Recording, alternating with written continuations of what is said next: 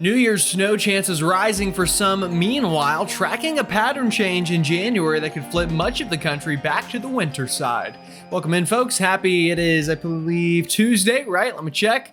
Yeah, I think so. It's always that time frame between Christmas and New Year's that you don't even really know what day of the week it is. But what I do know is tomorrow's New Year's Eve, the day after is New Year's, and I'm tracking snow chances across portions of the United States. So we'll be breaking all of that down for you in today's video, as well as stay tuned for the end. I've got a sneak peek at that 2025 rewind that is scheduled to premiere tomorrow night, as long as I can keep putting it together. But I will admit it has taken a little bit longer than I had expected.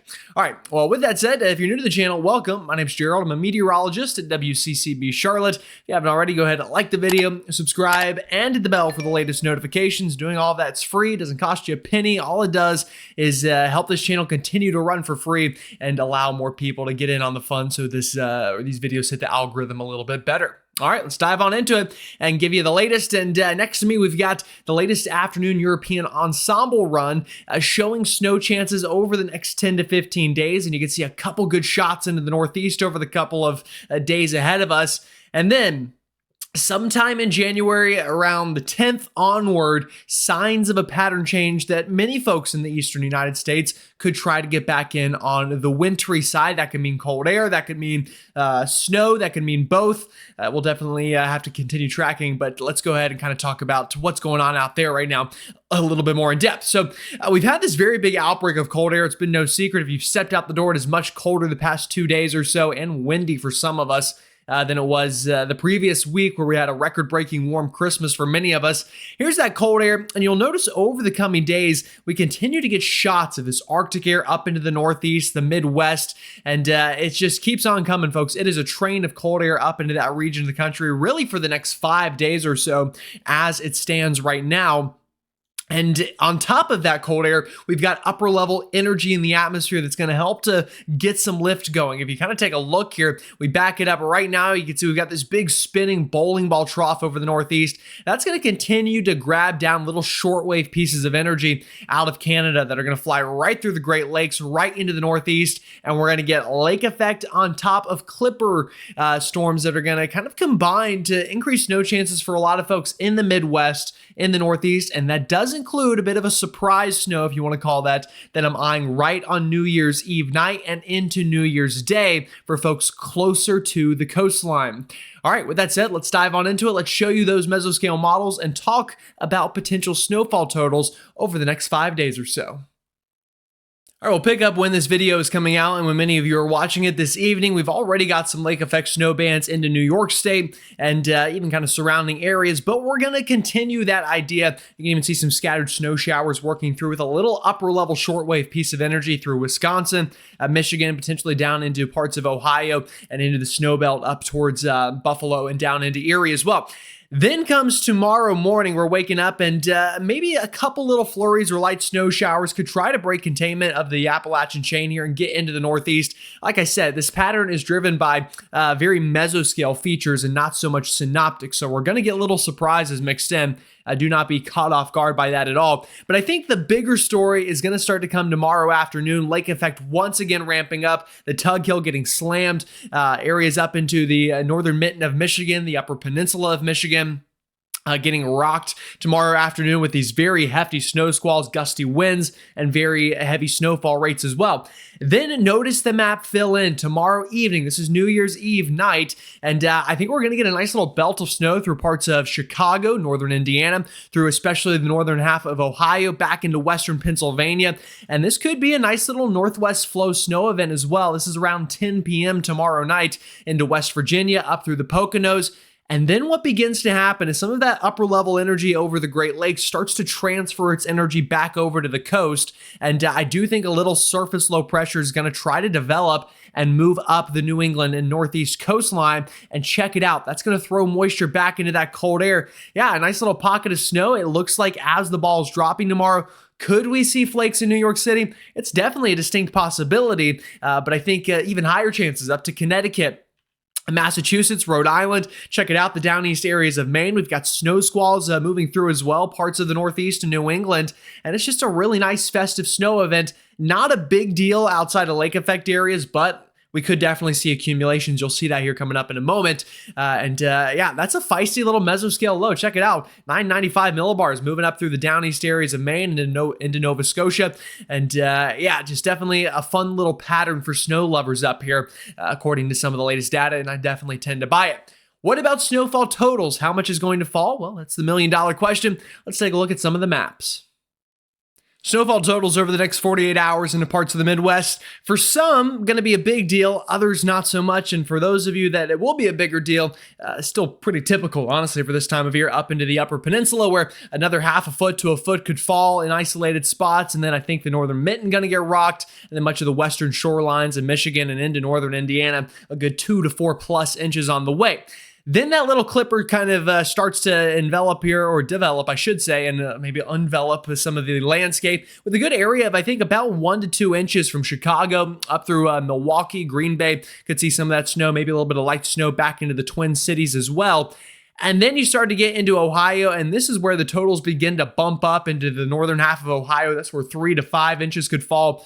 More than that, half a foot to a foot plus into the snow belt up here towards the Pennsylvania line there right along the Great Lakes. So going to be a good little storm here for some of us.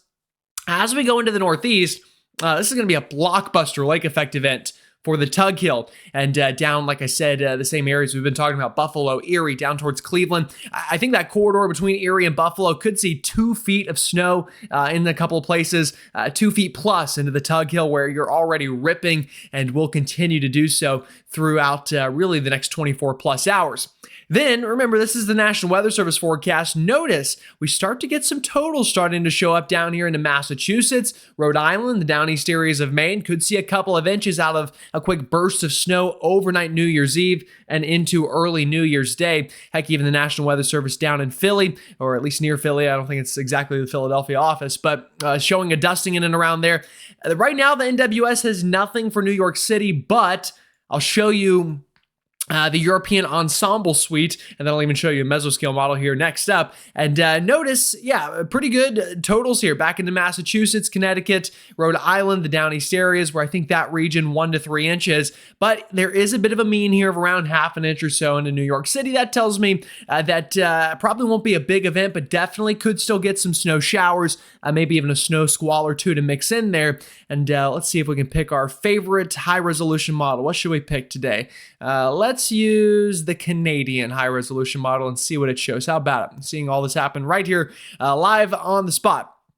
And yeah, here we go. This is through New Year's Day morning. And notice it shows some of those snow bands breaking containment, even northern New Jersey into Connecticut, back out towards Rhode Island, Massachusetts. It's hit or miss. Some get more than others. And it's going to be a tough forecast, but I do think some folks in that region could get a quick burst of maybe a couple of inches of snow, probably more like an inch plus, but nonetheless, something to keep an eye on. And then I do agree as well with the NWS forecast here that the down east areas of Maine could get rocked pretty good here by New Year's morning and into the afternoon. So yeah, pretty good little festive snow event. Didn't even mention it down here into the northwest flow areas of West Virginia. Going to get some good snow out of this as well.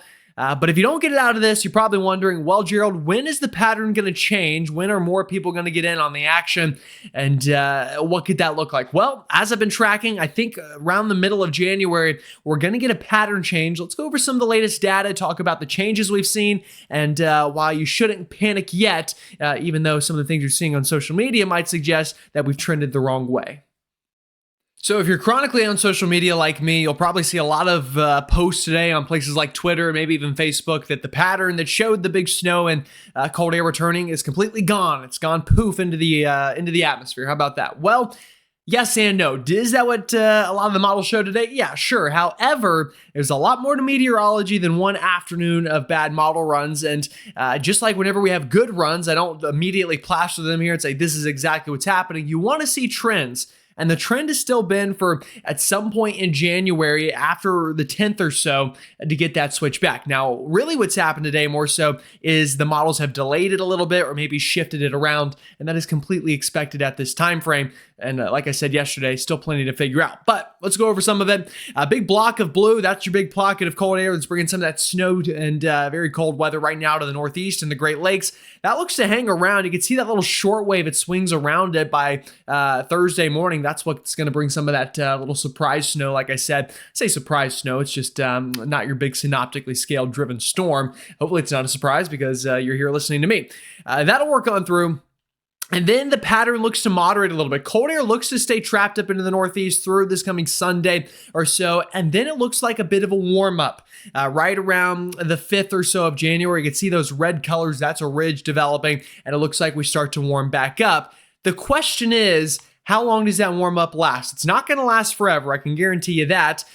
Now, what has changed today is the European ensembles here have held it around a little bit longer. By the 10th or so, it still shows that ridge of warmer air in the eastern United States. It's very different than what it showed yesterday, which is why we should be a little skeptical. It kind of did a complete 180, but still later on, it does show troughing returning, and here now by maybe the 12th to the 14th instead of the 8th to the 10th does still show that blocking up into Greenland, a ridge spiking into Alaska, and colder air dumping south. So the idea is still there. It's just a little less strong and a little bit delayed. Now, you do need to be careful this time of year. If we continue to delay it and delay it and delay it, model run after model run, then yeah, maybe it's not looking as good. But today was just one day of not so great model runs. Plenty of time to go, plenty of time to figure things out, and that's exactly what we'll do.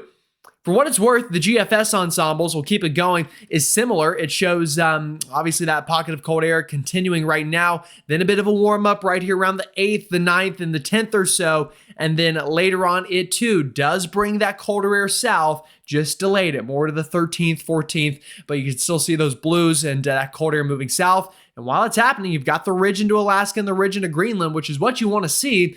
Again, a great pattern, just delayed a little bit compared to how it looked yesterday. Show you one more thing here, the European AI and its model. Again, we'll kind of go ahead and show you the process. Cold air right now, ridge spike with warmer air around the 5th, the 6th, the 7th, and then it holds on through the 10th like the other models show now, but then still has that big block of blue and colder air working in like the other models now. A couple days later, closer to the 12th through the 14th. So, what can we take away from that? Same thing I said yesterday. We got time to go and things to figure out. Was today's model runs in the right direction if you want snow? Definitely not. However, it's one day, still has the pattern, just delayed it, and we're going to need to definitely sample the atmosphere a lot more here with balloon launches and plenty of other things. All right, let me show you just a couple more maps, and then we'll go ahead and end out the video with that preview of the big video drop coming tomorrow. All right, here's the European model, just good old-fashioned model run from this afternoon. Let's show it to you.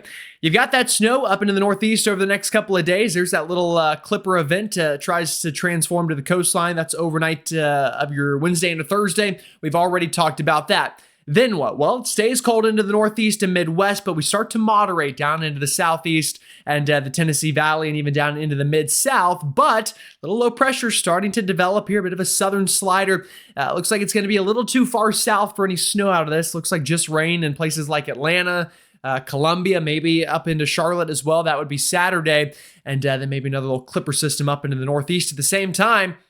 Then things get boring for a little while, folks. You can see little pieces of energy to watch, but no major storm system all the way through the 10th or so, according to the latest run of the European.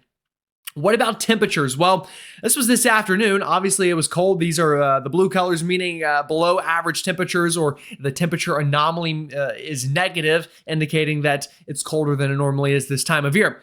You keep it going, and it stays that way into the northeast. This is by Thursday, Friday, another big block of cold air up there for you folks. But we all start to slowly moderate here by the 5th, the 6th, the 7th. That matches with that ridge I showed you. And I wouldn't maybe call it a torch, but definitely a nice milding pattern here for that time frame.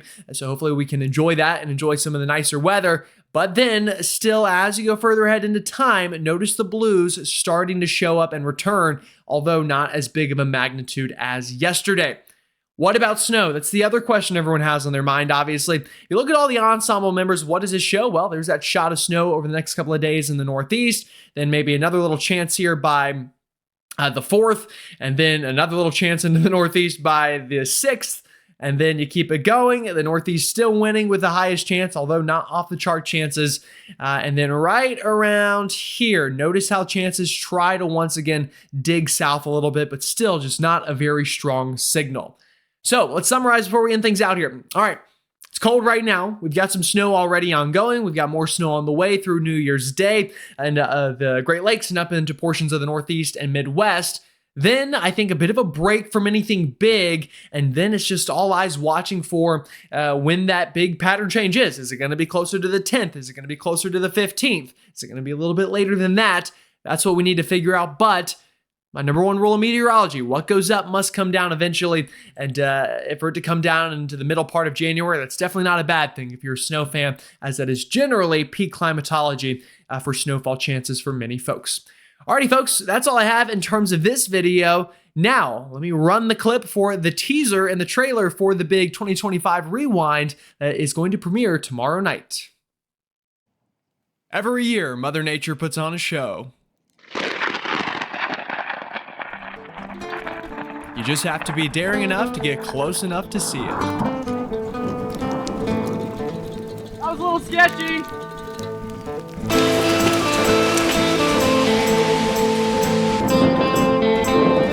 What town is this that it's moving towards? Oh my gosh, yeah, looking on the camera, that's a massive wedge.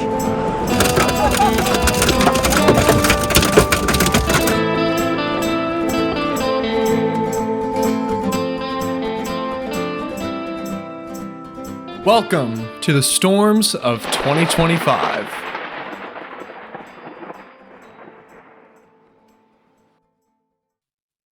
All right, well, hopefully you enjoyed that. I think I'm very excited. I've put a lot of time into it, although I started way too late this year because video editing, let me just say this, is not a very quick process. It takes a long time, and at the time I'm recording this evening, I'm only about 8 minutes through what's probably going to be about 25 or so minutes worth of video.